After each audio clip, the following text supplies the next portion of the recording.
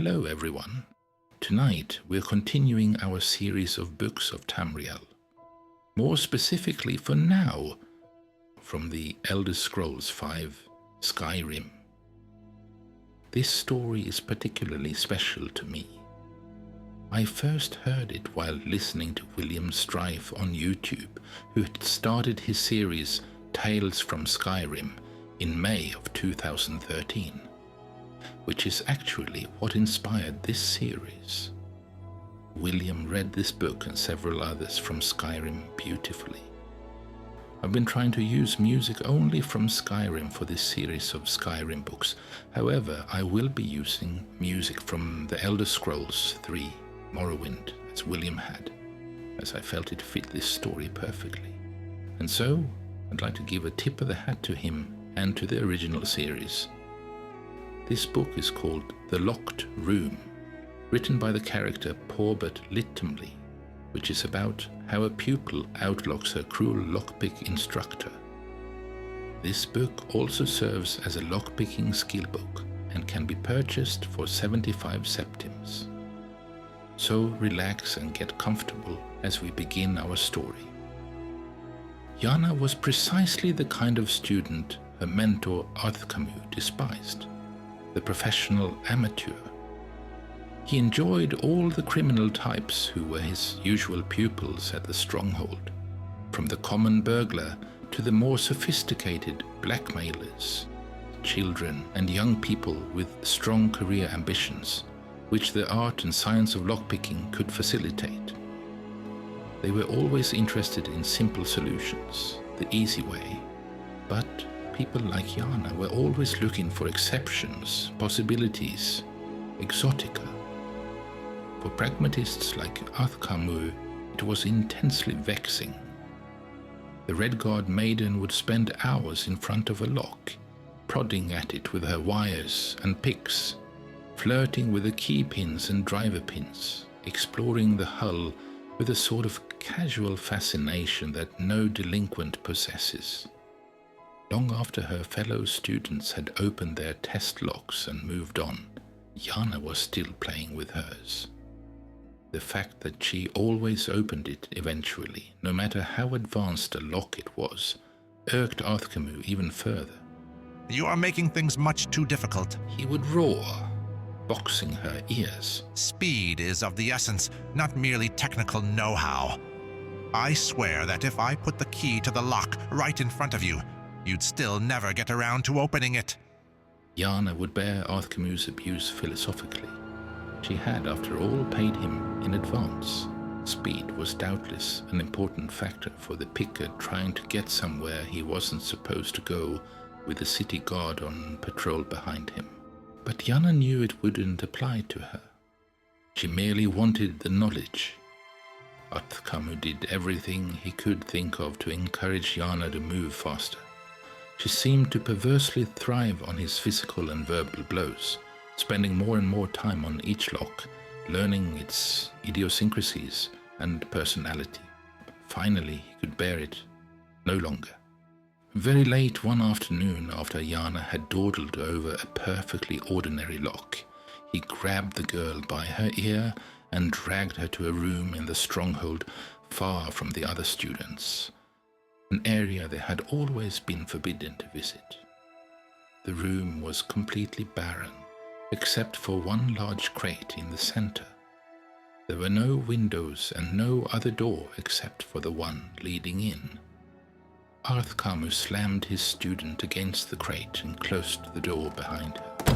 There was a distinct click of the lock. This is the test for my advanced students. See if you can escape. He laughed behind the door. Yana smiled and began her usual slow process of massaging the lock, gaining information.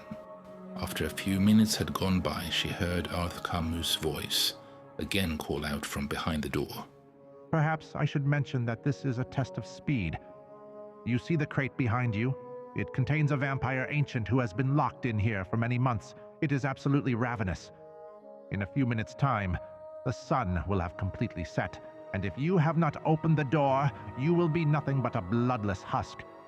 Yana considered only for a moment whether Arthkamu was joking or not.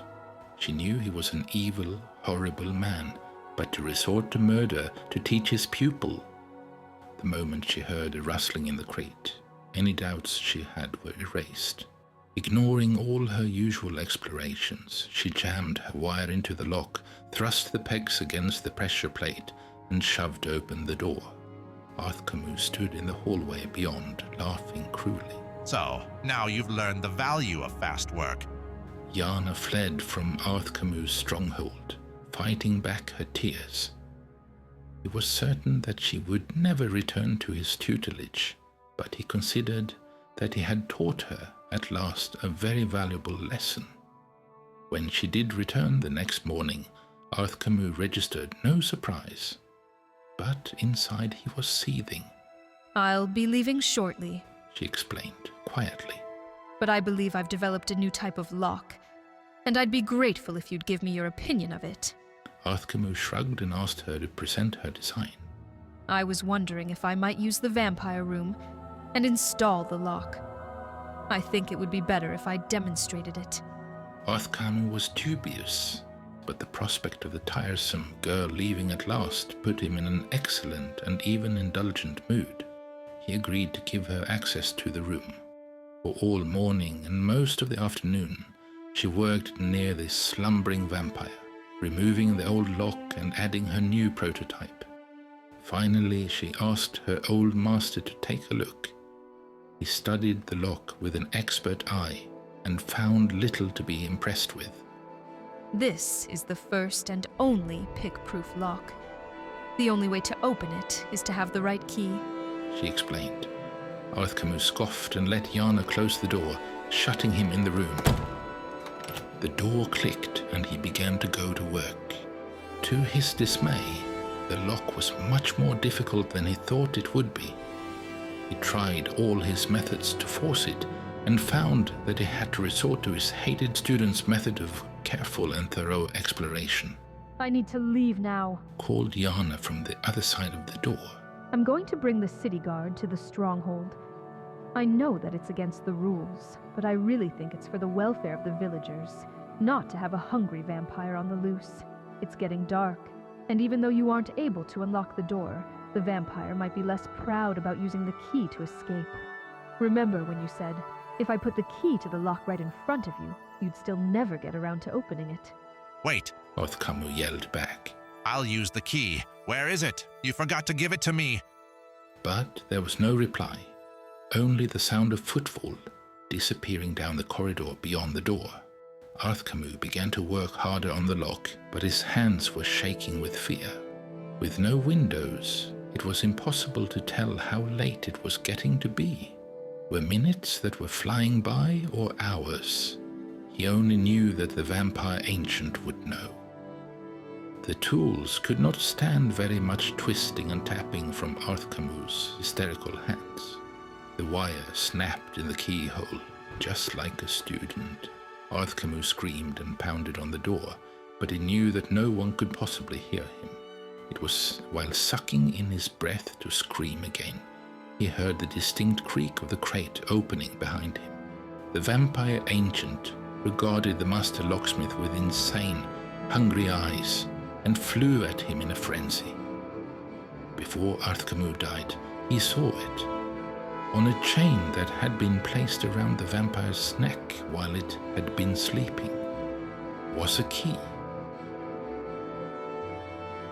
Thank you for listening. I hope you've enjoyed this Skyrim tale. Tell me about your favorite part of this book in the comments below. Until next time, friends.